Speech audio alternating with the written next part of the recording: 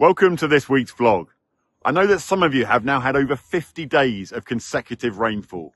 What an incredibly challenging start to the year, and fingers crossed it dries up soon.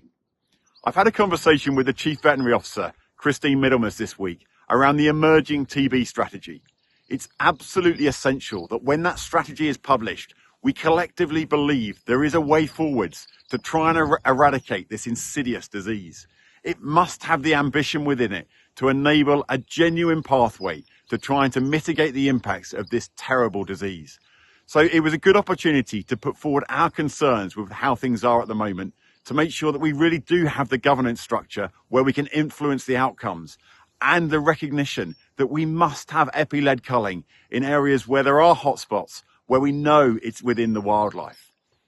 I'm now going to hand over to David Barton, who's going to talk about the really important animal health and welfare consultation, which is out at the moment.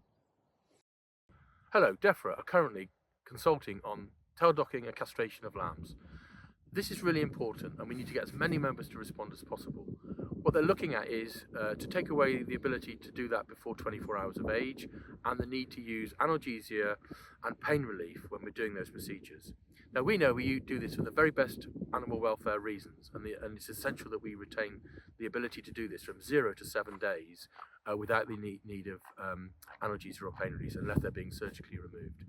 Now, the consultation that Defra have set up is actually quite difficult to access and do. So NFU, we have made a platform that is much easier. And if you follow the link, you should be able to do that easily. And as long as your email is attached, that will count as an individual response. We will, of course, respond as NFU as well. And so I urge you, I know timing is difficult, but please to respond to that and get as many responses as possible. That will help us retain the ability to do these essential procedures. Many thanks. And here's an update from Deputy President David Exwood. Hello everybody, there are two important updates from me this week for the vlog. Firstly, the NFU has secured an important win on the continued exemptions for agriculture in the carriage of dangerous goods. Working alongside the police and other stakeholders, I'm really pleased we secured this win. This means that you, our members, can continue to move things like fertiliser around your farms in a safe way, but with proportionate regulation. We talk about keeping red tape down. This is what it looks like. Please go to NFU online and see the latest guidance. Also, we had our 6-monthly Banking Roundtable. This is where, alongside our Director of Policy, Andrew Clark, I meet with all the major banks that lend to agriculture in the UK. We updated them on the position for farmers at the moment, particularly some of the cash flow pressures, but heard about their priorities too.